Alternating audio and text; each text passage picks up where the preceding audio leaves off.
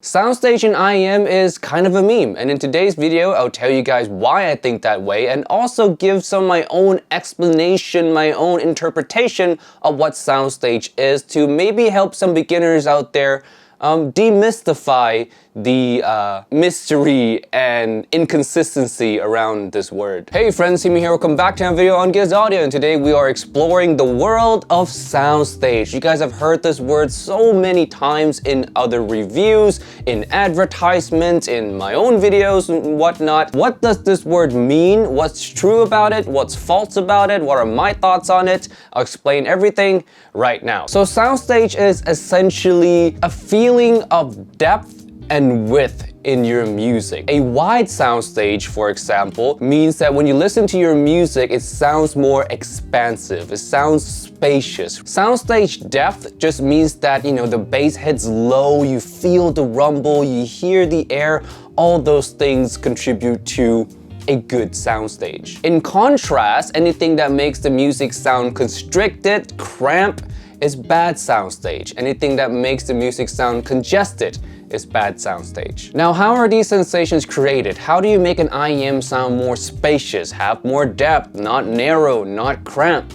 A lot of it, believe it or not, has to do with tuning, and we'll explore more of why this is later on in the video. Just know that you can accomplish a lot of these sensations yourself with tuning and with EQ. But before we get into all of that, let me tell you guys why I think soundstage in its current form, or how it's being currently discussed within the larger portion of the community, it's pretty much a meme. Let's start off with reason number one: varying interpretations and definition. People can't agree on what soundstage means or what soundstage actually is. One person can listen to one IEM and say, oh, the soundstage sucks. And another person can listen to the same IEM and say the soundstage is so wide, it's so expansive, the depth is so deep, it rumbles to my skin. It's so drastic in view. It's not like when we're discussing bass, right? When we're discussing bass, some people might say like, oh, this IEM has a lot of bass. Another person might say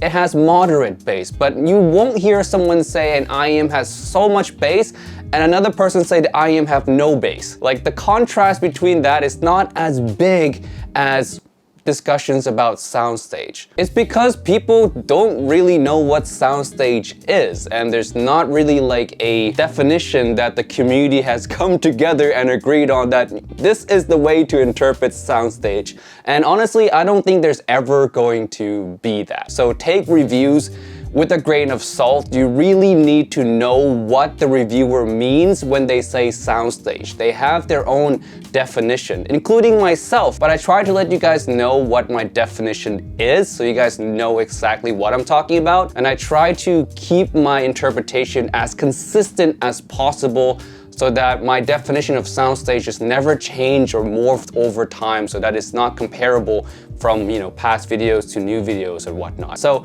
you really have to know what the definition of soundstage is for that certain reviewer before you can like fully understand what the hell they're talking about in their reviews. Reason number two, it's a very snake oily kind of term. It's used in a lot of advertisements. So every brand would say their IEM have wide soundstage. You won't find a brand that says their IEM don't have wide soundstage, and you can't blame them. They're trying to sell something, okay? I'm just pointing something out here. But the funnier thing is when it's used in accessories, like this cable, this ear tips give you wider soundstage, this rock gives you wider soundstage. It's snake oily. Don't believe in any of that. Like I said before, soundstage can be easily achieved in tuning. So you can do it in EQ. That means it's related to frequency response more so than anything else. You're not gonna get wider soundstage from just buying a new cable. You're not gonna get wider soundstage from just buying certain accessories or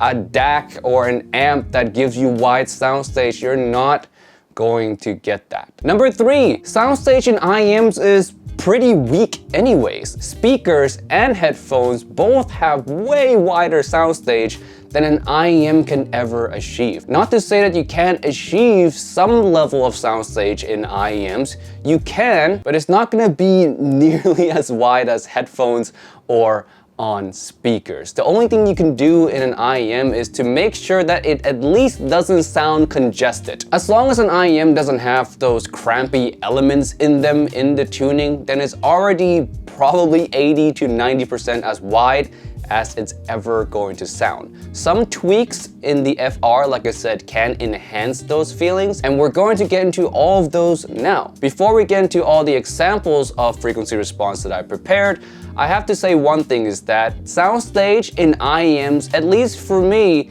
has different forms. You can essentially create different kinds of spaciousness depending on the tuning. Now, to explain how this is possible in the most simplest way is that tuning can make certain elements of the song seem further away from you or closer to you. For example, a harmon-like tuning is a tuning that's known to be very wide. If you listen to something like the Moondrop Variations, you listen to the Sense Top, you'll notice that it sounds extra spacious. It's because the element that is heavy, the mid bass, is pushed way back. You don't feel any warmth, you don't feel any heft. While at the same time is pushing the upper ranges, the upper mids, the treble, forwards. So you hear vocals being forward, you hear the air and the heavy elements seem to be layered in the background. And it's the contrast between the heavy elements and the airy elements that creates this kind of spacious sounding IEM or spacious sounding tuning. Now the key word here is the contrast between each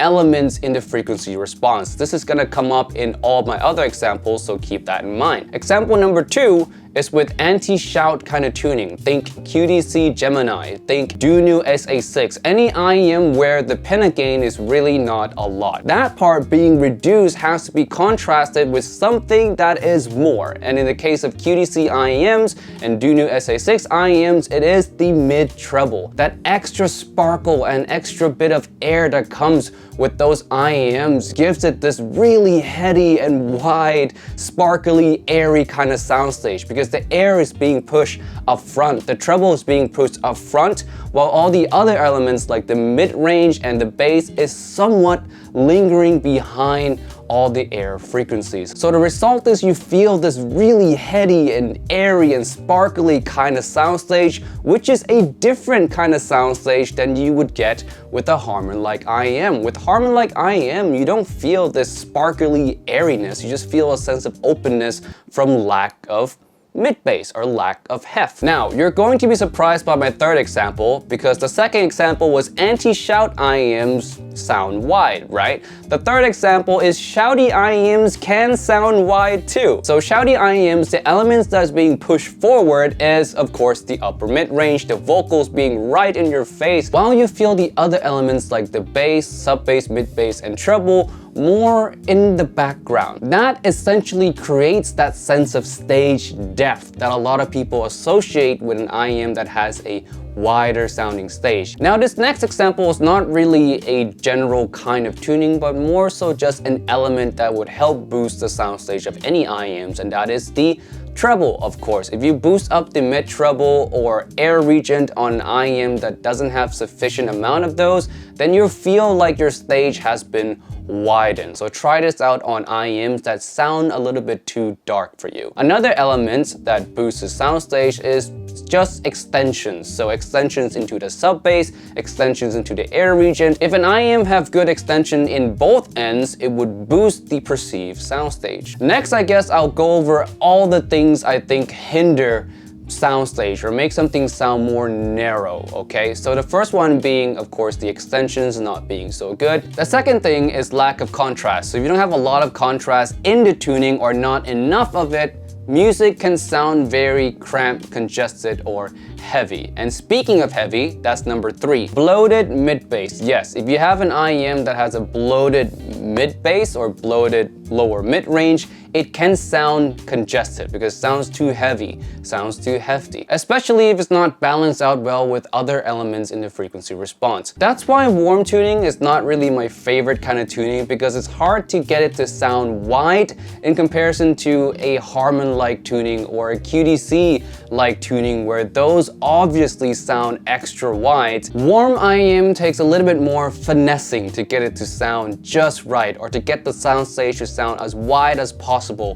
while still being quite heavy or quite warm sounding. And the last thing that hinders soundstage for me is peaky treble. If you have a lot of peaks in your treble from around, I would say 5K all the way to 12 or 13K, if there's a lot of peaks there or even just 1 or 2 peaks, it's enough to make the timbre of instruments and vocals feel like it's cramped and congested. That ruins a sense of soundstage because it makes everything feel small and not naturally extending. Now, if you want to try expanding the soundstage of your IEMs at home using EQ, I'm going to make a video in the future that is dedicated towards doing that because there's quite a few things you can do as you saw from all my examples. So yeah, as for now, this is all my knowledge regarding soundstage, why I think it's a meme, and also my own interpretations of it. Now, I would love to hear what you guys think, of course, of soundstage, so leave your comments down below. And with that being said, I'll see you guys in the next video. Peace out. I hope this was overall helpful, and bye.「でもできる気がする」「一緒につ